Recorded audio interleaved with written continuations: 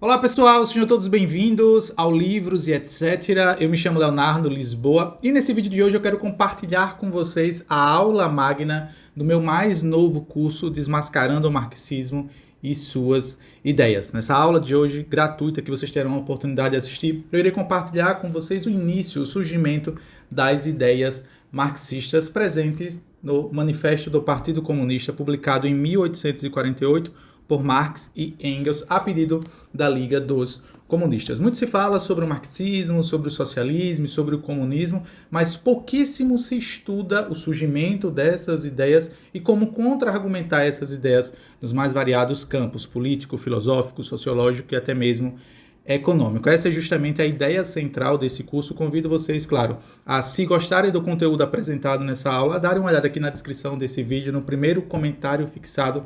Eu vou deixar o link do curso na plataforma Hotmart para que você conheça as próximas aulas e tenha acesso a mais informações sobre esse curso. Compartilho com vocês esse conhecimento aqui de forma gratuita para que mais pessoas possam conhecer não tão somente os livros e etc., como também essas iniciativas culturais cuja qual eu tenho dedicado tempo e energia da minha pessoa para podermos tratar sobre temas políticos profundos e que acabam por impactar a nossa vida. Pois bem, sem mais delongas, se você é novo no canal, inscreva-se, ative o sino para receber as notificações, espalhe esse vídeo para que mais pessoas possam conhecer os livros e etc. E claro, se for do seu interesse, acesse o link aqui na descrição, no primeiro comentário fixado para se tornar o meu aluno nesse novo curso que eu estou lançando oficialmente na data de hoje desse domingo. Pois bem, sem mais delongas, vamos ao que interessa. Vamos falar sobre as origens das ideias marxistas. Olá, meus queridos alunos, sejam todos bem-vindos à nossa primeira aula, a aula magna desse curso, Desmascarando o Marxismo e Suas Ideias. Antes de mais nada, eu queria agradecer a sua participação, a sua presença aqui nesse curso. Eu espero que, em certa medida, esse curso sirva para você, para justamente aprender a contra-argumentar as ideias marxistas nos mais variados campos: filosofia, sociologia, política, ideologia, religião e, claro, economia. Quando eu criei esse curso, a ideia justamente por trás era não apenas fornecer aos meus alunos uma base teórica mínima para contra-argumentar as ideias marxistas, como também ampliar a base de conhecimento dos alunos. Na primeira aula você teve a oportunidade de conhecer a bibliografia básica do curso, que vai ser o nosso norte, que vai ser o nosso farol nesse curso que irá durar por volta de 2 a 3 meses de conteúdo com aulas semanais. Todavia, na aula de hoje, que marca o início oficial desse nosso curso, eu pensei, antes de falarmos sobre o Manifesto do Partido Comunista, é necessário fazer uma espécie de viagem no tempo, voltarmos um pouco no passado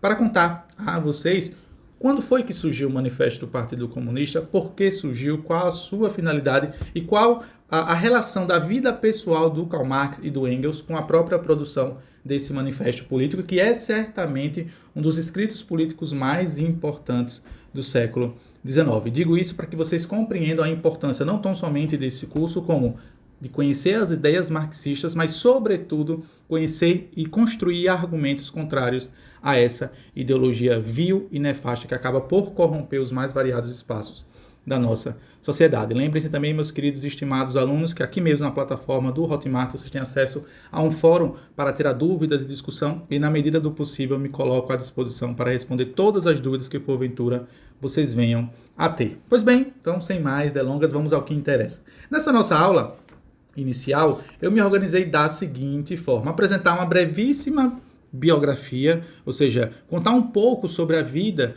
do Karl Marx para que vocês compreendam em que momento é que nós chegamos justamente à produção e à confecção e à escrita, porque no final de contas é um manuscrito, do Manifesto do Partido Comunista em 1848, visto que o Marx nasceu em 1818, ou seja, 30 anos antes da produção do Manifesto Comunista. E tenham certeza, e já posso avisar isso aqui a todos vocês que me assistem, meus queridos e estimados alunos, que a vida pessoal do Karl Marx e do próprio Engels, que se tornou depois o seu parceiro intelectual, seu parceiro financeiro e, por que não, de certa forma, um financiador da própria vida pessoal do Karl Marx e dos seus escritos filosóficos, está uterinamente ligada à produção do Manifesto Comunista. É sobre isso que eu vou apresentar a vocês mais adiante. Todavia, já aviso de antemão que eu não vou me ater a detalhes específicos da vida do Karl Marx. Existem vários vídeos na internet que vocês mesmos podem fazer isso. Não é a ideia de forma alguma dessa nossa aula magna. Todavia, é válido pontuar que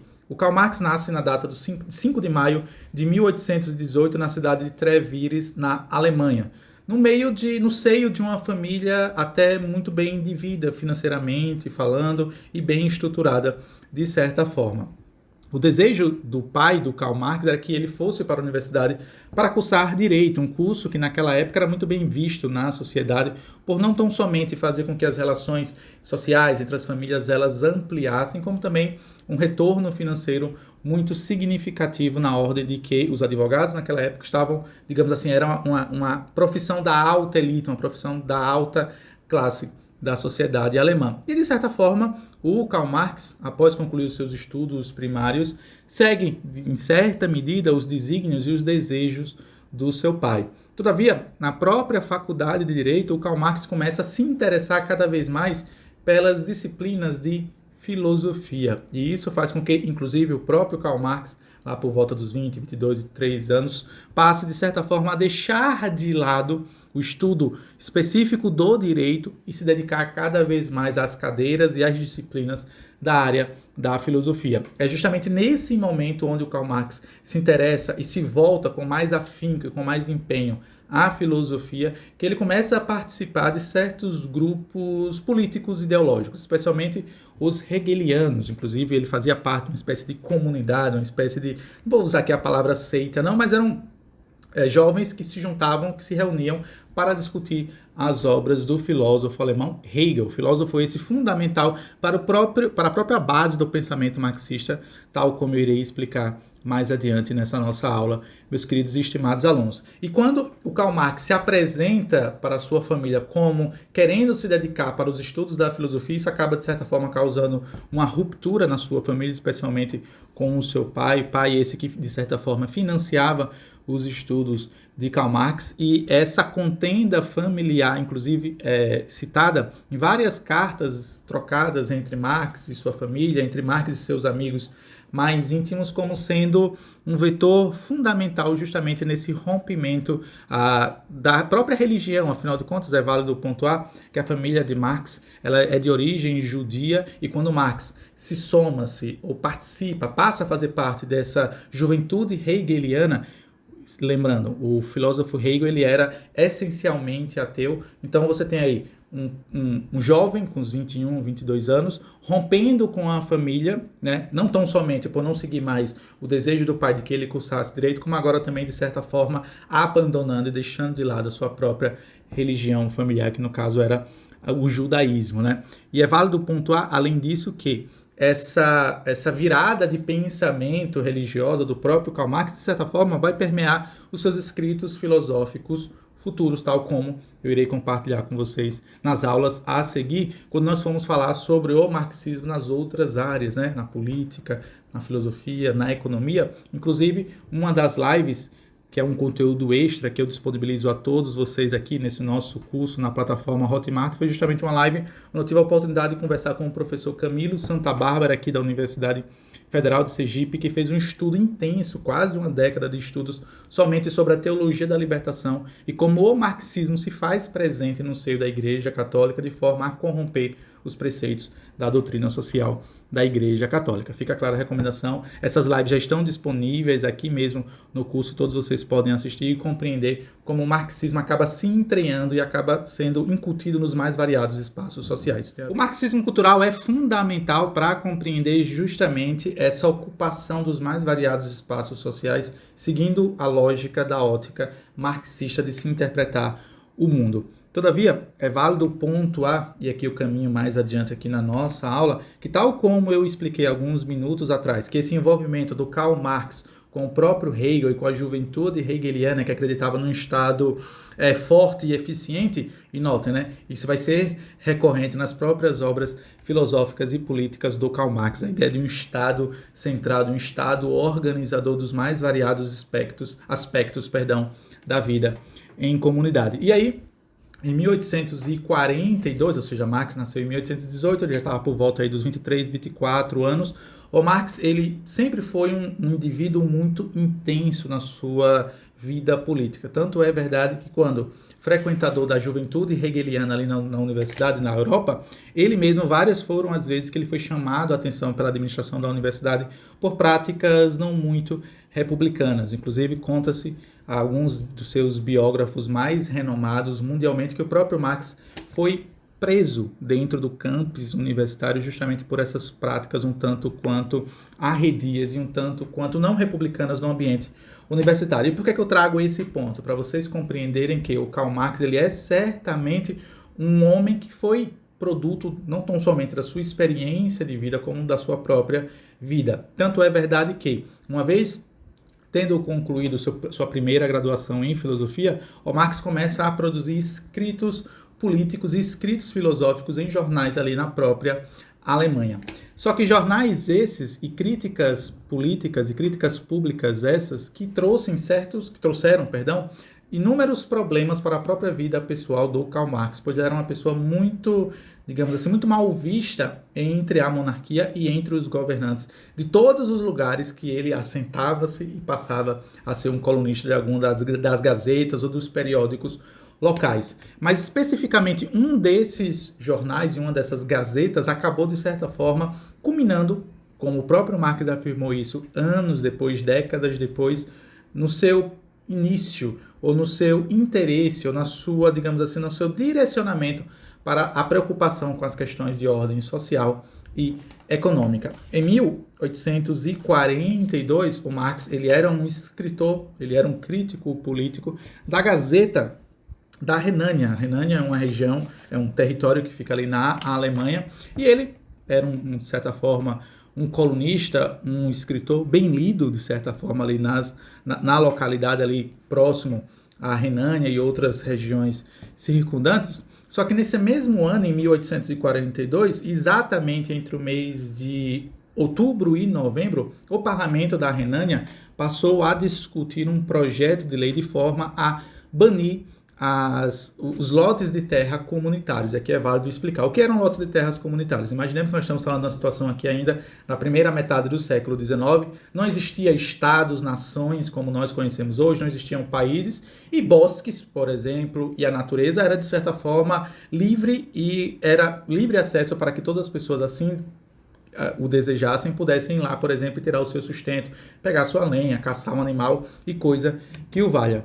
Todavia, nessa mesma região da Renânia, os políticos no parlamento da Renânia se reúnem para discutir a proibição de que os plebeus e que os camponeses pudessem se utilizar desse espaço comum ou dessa floresta comum, de forma a que agora houvesse uma espécie de privatização dessas terras comunais. E isso faz com que o Marx e os seus companheiros ali na Gazeta da Renânia passem justamente a questionar o monarca ali da região, e ele escreve artigos muito ácidos e muito críticos justamente a essa postura dos próprios políticos ali da Renânia. Inclusive, artigos esses que podem ser lidos hoje em dia, tudo isso está registrado publicamente, mas a data específica desses artigos, e por que eu trago esses artigos como sendo fundamentais para a compreensão e para o compreendimento do surgimento do Manifesto do Partido Comunista. É justamente o que eu vou explicar a partir de agora.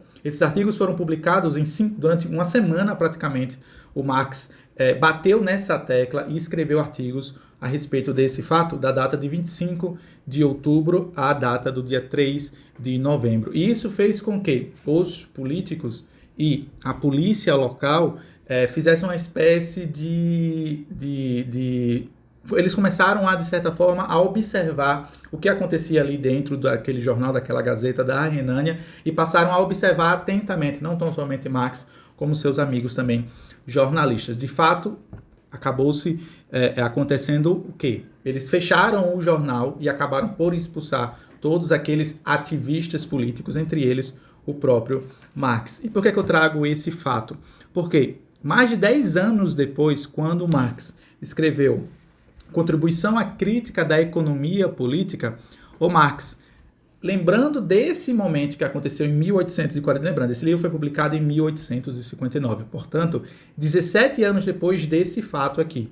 E como era que acontecia, como era que a polícia agia para contra esses camponeses. Era agressão física, inclusive assassinatos, inclusive perseguição desses camponeses que invadiam terras que antigamente eram comunais, ou seja, pertenciam à comunidade, e agora passaram a pertencer à União, por assim dizer, passaram a pertencer ao monarca da Renânia. O Marx se incomodou com isso de uma maneira muito profunda e escreveu esses artigos que acabou, de certa forma, ocasionando a sua expulsão da Renânia. A própria vida, mais uma vez, como eu falei, Karl Marx é certamente um produto do seu tempo. O próprio Karl Marx, por conta da sua atividade política, ele foi expulso de vários e vários lugares que acabaram, de certa forma, por dificultar o seu desenvolvimento financeiro e até mesmo a constituição de uma família, por que não dizer, saudável em determinado território, pois sempre que ele chegava em um novo território, ele se juntava com alguns jornais críticos à monarquia, ele lá escrevia artigos e logo depois ele era expulso e banido para outra região. Mas voltando, em 1859, nesse livro chamado Contribuição à Crítica da Economia Política, 17 anos depois desse fato, o Karl Marx vai escrever no seu prefácio uma lembrança a respeito desse acontecimento de 1842. Inclusive, esse acontecimento é muito bem retratado num filme que eu tive a oportunidade de assistir chamado O Jovem Karl Marx. Fica aqui a recomendação para quem quiser compreender melhor. Inclusive tem toda essa cena do início dos policiais ali da Renânia batendo nos camponeses, o próprio Marx sendo expulso e vai falar de certa forma a juventude, vai mostrar um pouquinho da juventude do Karl Marx, até mesmo o próprio desenvolvimento do manifesto do Partido Comunista. Fica aqui claro a recomendação.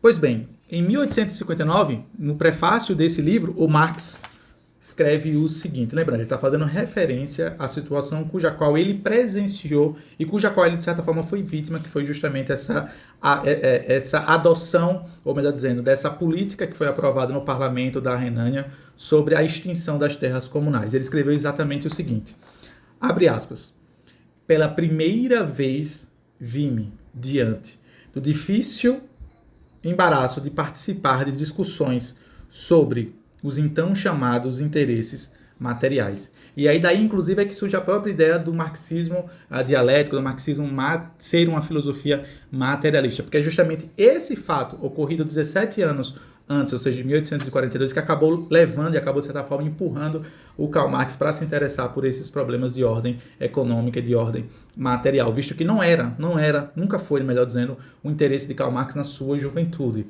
Ele entrou para cursar direito, interessou-se pela filosofia e por conta justamente desse seu ativismo político que ele se viu voltado a se preocupar com essas questões. Tanto é verdade que outros de seus tantos biógrafos comentam que, após esse acontecido, o Karl Marx entra numa espécie de reclusão intelectual e passa a se dedicar a estudar essas obras de cunho econômica, filosófica, política, mais voltada justamente para essa questão do materialismo, ou seja, aquela ideia que o próprio Marx e o Engels vão defender, não tão somente no Manifesto do Partido Comunista, como em outras de suas obras. Pois bem, lembram que eu comentei a vocês, meus queridos e estimados alunos, que esse ativismo político do Karl Marx acabou o empurrando e fazendo com que ele fosse expulso de vários lugares, até que um desses últimos lugares, cuja qual o Karl Marx conseguiu, de certa forma, fixar residência essa é sempre muito complicado, inclusive, é válido pontuar, pois o próprio Marx tinha que criar vários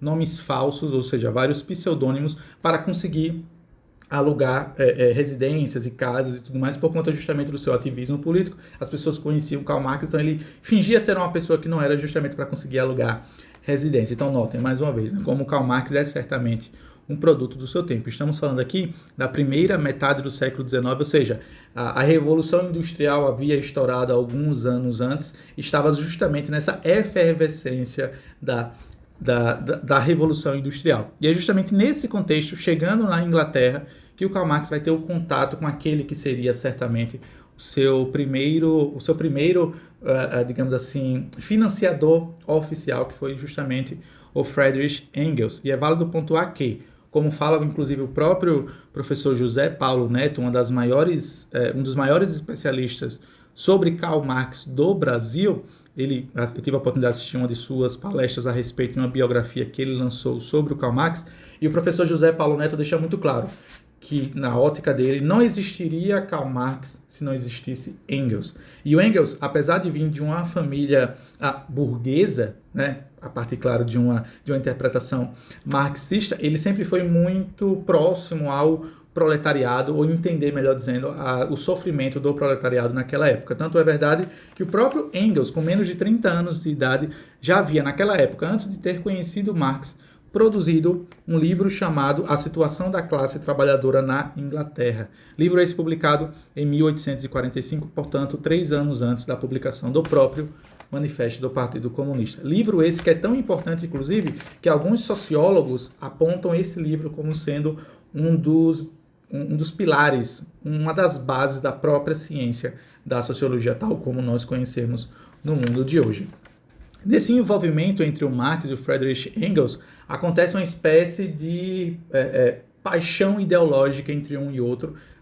Isso pode ser comprovado tanto pelas próprias cartas trocadas, como também pela própria amizade que foi construída entre o Engels e o Marx. O Engels, inclusive, por ter vindo de uma família mais abastada financeiramente, o Marx também tinha vindo, mas lembre-se que o Marx havia rompido com a sua família por conta do seu interesse mais voltado para a filosofia, o que o deixou numa situação um tanto quanto de penúria. Mesmo o Marx tendo se casado com uma moça abastada financeiramente, também a sua esposa veio também de uma família rica, só que também, como a esposa dele tinha uma outra religião e o Marx professava uma fé diferente, também isso fez com que o próprio Marx e a sua esposa também não recebessem ajuda de forma alguma da família da sua esposa. E mesmo que essa ajuda de Engels fosse de certa forma recorrente, como fica muito claro através de cartas trocadas entre Marx e Engels, era justamente uma situação muito desconfortável para o próprio Marx, pois ele nunca conseguia desenvolver finanças de maneira a ofertar à sua própria família uma condição mínima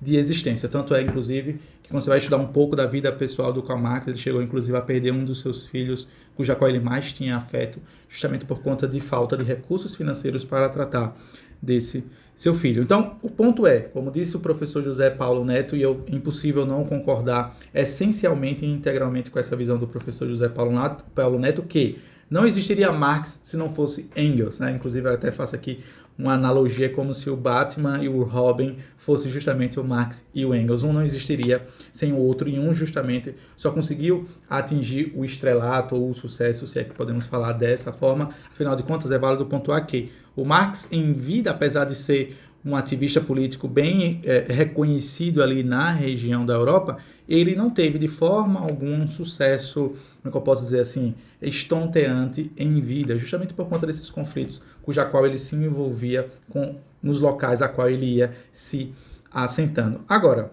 eu quero dedicar essa parte final dessa nossa aula magna apresentando a vocês, feita toda essa explicação, é válido pontuar que em 1848, ou seja, lembrando, o Marx conhece o Engels por volta de 1845, eles criam essa amizade profunda nos mais variadas áreas, filosofia, sociologia, política, inclusive o próprio Engels reconhece que o Karl Marx precisaria conhecer estudos econômicos ou ler as obras econômicas clássicas da época, que eram nada mais nada menos do que o Adam Smith e o próprio David Ricardo, e o Marx, inclusive, fala-se também sobre isso nas próprias biografias do Karl Marx, cuja qual nós temos acesso hoje, que, como o Marx estava naquela situação na Inglaterra, ele teve acesso aos originais, tanto do Adam Smith quanto do David Ricardo. Tanto é verdade que, no Capital, a teoria valor-trabalho definida e defendida por Karl Marx é, de certa forma, uma cópia da própria teoria do valor-trabalho do Adam Smith.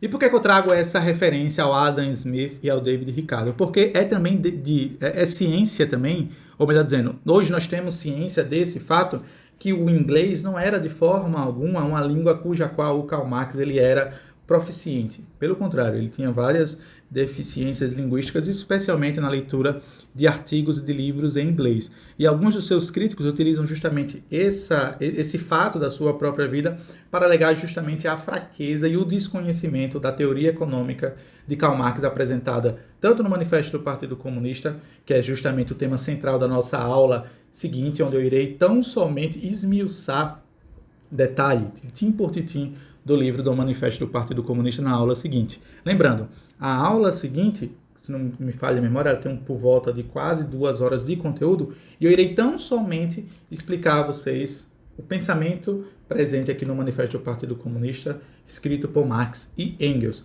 E aí é válido pontuar que, quando é que surge justamente essa missão da escrita do Manifesto do Partido Comunista? Lembrando, Marx e o Engels estavam naquele cenário, como eu expliquei alguns minutos atrás, de efervescência não tão somente cultural, como também industrial, porque depois estamos falando da Inglaterra da primeira metade do século XIX, e justamente estavam se surgindo aquelas demandas dos trabalhadores, ou dos proletários, que a ótica marxista assim se refere aos trabalhadores das fábricas.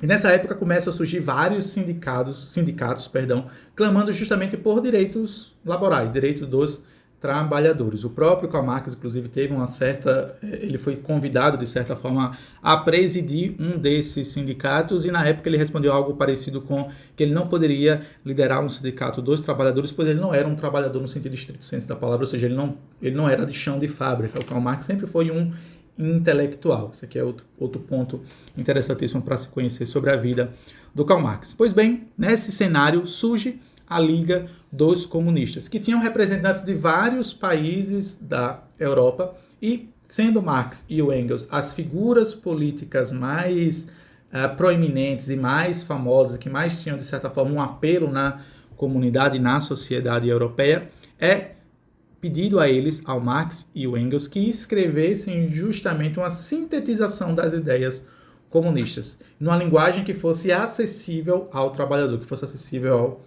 proletário. E assim, eles recebem essa missão no finalzinho ali por volta de 1847, e no início de 1848, em fevereiro de 1848, o Marx e o Engels entregam a missão cuja qual eles foram incumbidos de realizar, que era justamente a escrita e a produção do manifesto do Partido Comunista. Tanto é verdade que, se você tiver a oportunidade de ler, e é claro, eu vou deixar à disposição na aula seguinte a versão em PDF do manifesto do Partido Comunista, vocês vão perceber que não é um livro com linguagem acadêmica de forma alguma. É um livro, claro, é necessário compreender a situação cuja qual ele foi constituído, cuja qual ele foi escrito, para entender de maneira mais profunda o conteúdo presente aqui no livro. Mas o fato é, não é um livro difícil, porque é justamente escrito e foi escrito de forma a convidar os proletários à ação, a agir. Manifesto do Partido Comunista, tanto é que no final o próprio Marx e o Engels escrevem aquela famosa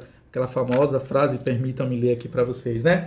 Abre aspas, os comunistas repudiam todo e qualquer ocultamento de suas posições e intenções, ou seja, ele está convidando justamente aqueles que são comunistas a se apresentarem como tal. Aí ele continua, eles declaram abertamente que seus propósitos só podem ser alcançados mediante a derrubada pela força de toda a ordem social até hoje reinante. Vou falar sobre isso nas aulas adiante. Que as classes dominantes teimam ante a revolução comunista. Os proletários nada mais têm a perder com ela do que seus grilhões. Tem sim um mundo a ganhar.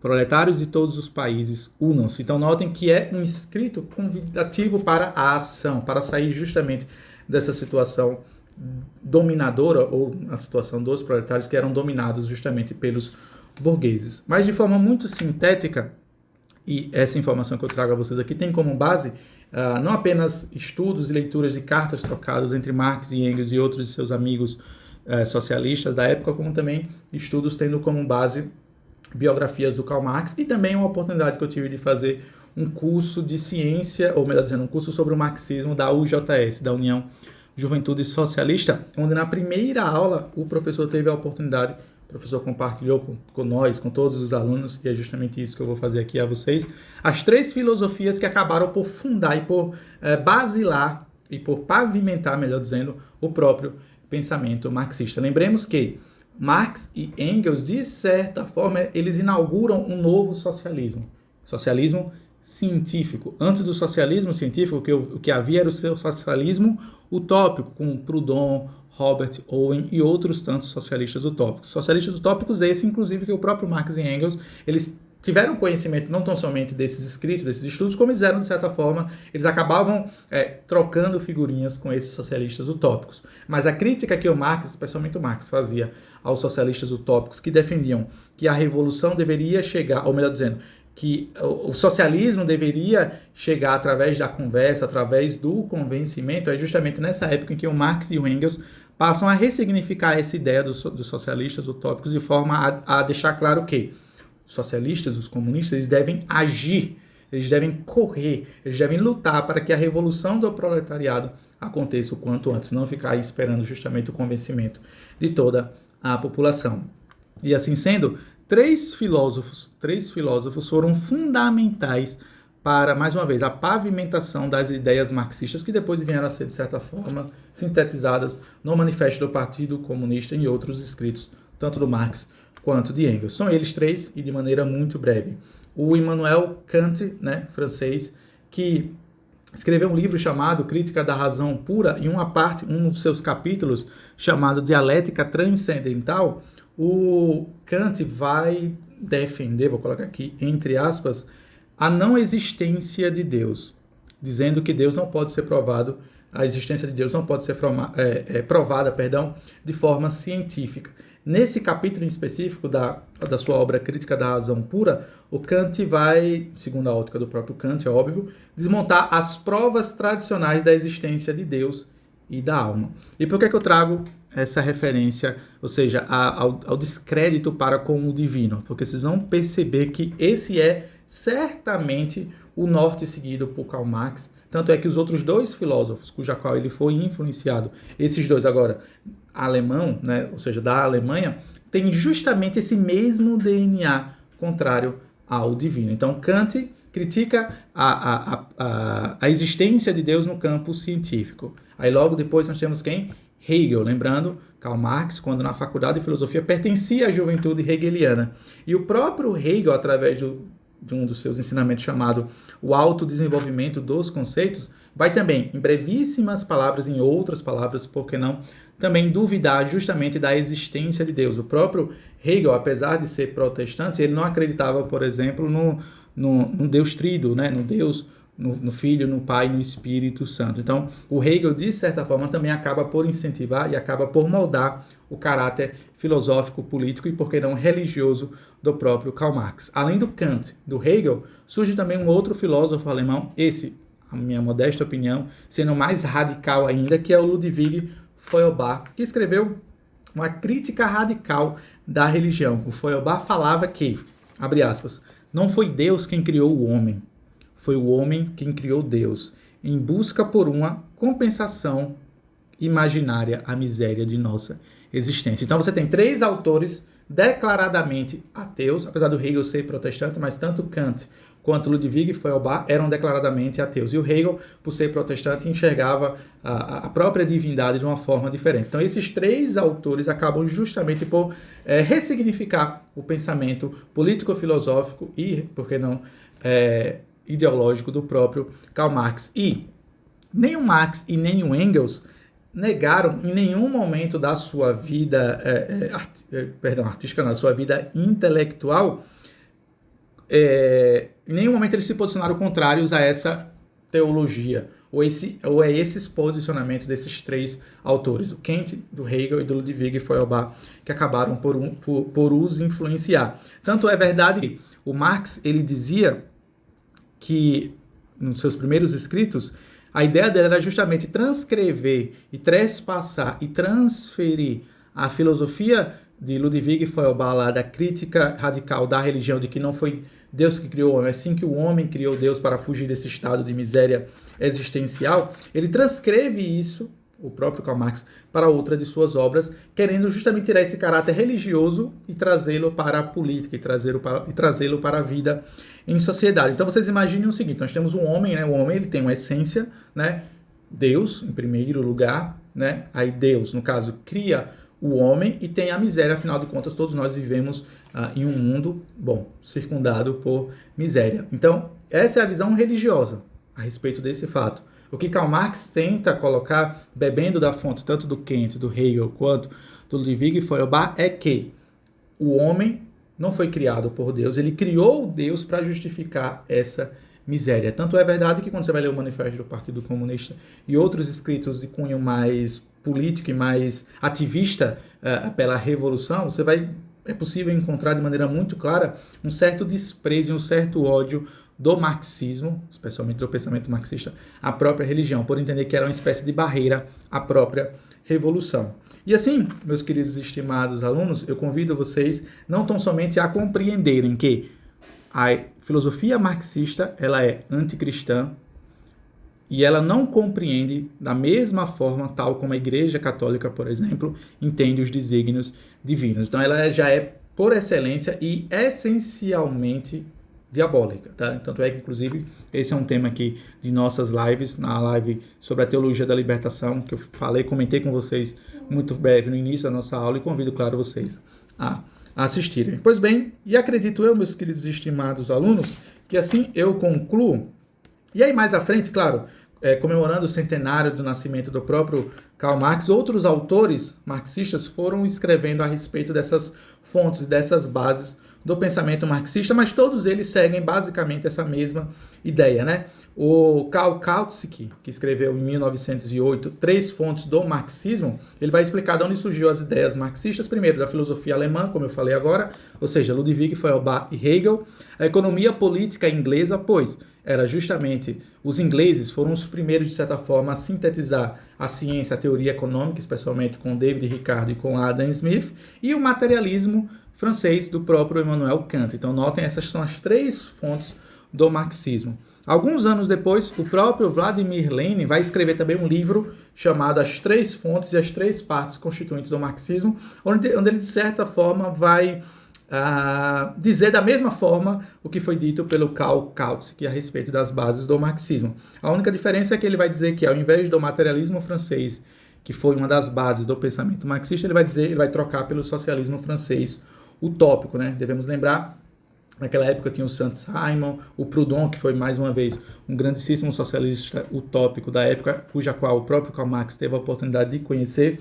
e é válido pontuar que o Saint-Simon era um socialista utópico que levou a sério as suas ideias ao ponto de abnegar do seu título nobre e, de certa forma, abrir mão da sua fortuna e da sua herança para com os pobres, né? E aí, justamente, em 1847, surge a Liga dos Comunistas, que aí pensam justamente em trazer um caráter científico, cuja qual os socialistas utópicos não conseguiam abordar, porque utopia vem daí, né, pessoal? Tops, né, não um lugar. O socialismo utópico era muito no universo especulativo, no campo das ideias, enquanto que os socialistas científicos, especialmente o Marx, cuja qual é o tema central desse nosso curso, vai justamente tentar colocar no chão o socialismo utópico e colocar e trazer bases científicas para a própria ideia da revolução, ou seja, sai da teoria e parte para a prática. Esse inclusive, foi um dos motivos do surgimento da Liga dos Comunistas em 1847. E é válido pontuar que, goste você ou não do Manifesto do Partido Comunista, ele é certamente um dos livros mais importantes de todos os tempos, pois ele traz justamente uma nova concepção de mundo, né? Concepção, claro, materialista da história, é óbvio.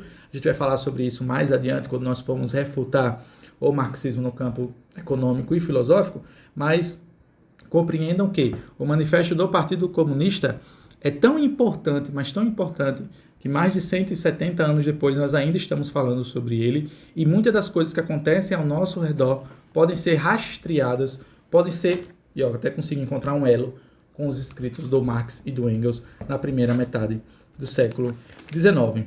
É óbvio também que depois do Manifesto do Partido Comunista, depois do sucesso, tanto Marx quanto Engels, especialmente o Marx nos primeiros anos, se dedicaram de maneira exaustiva e bem atuante na produção e na escrita de outros livros, que infelizmente não temos a oportunidade de tratá-los nesse curso, quem sabe no curso futuro. Entre eles, claro, a crítica da economia política, né, como também o próprio surgimento da sua obra magna, que é o Capital, em 2 volumes. O terceiro volume nada mais do que é uma junção de artigos que foram encontrados na mesa do Karl Marx após a sua morte. O Engels encontrou, reuniu, fez um trabalho editorial, uma certa organização e lançou o volume de número 3. E assim, meus queridos e estimados alunos, eu concluo essa nossa aula magna de hoje, convidando, claro, vocês a assistirem a próxima aula, que também já está disponível aqui na plataforma do curso.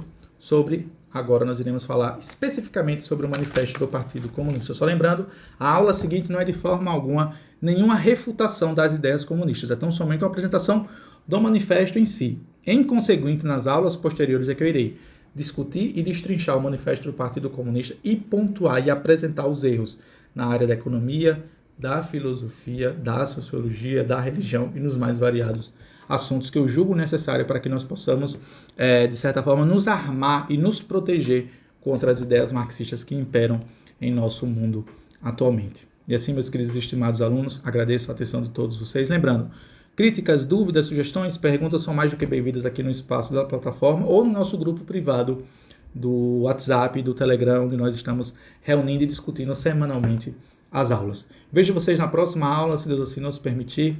Até a próxima, fiquem todos com Deus. Tchau, tchau, pessoal.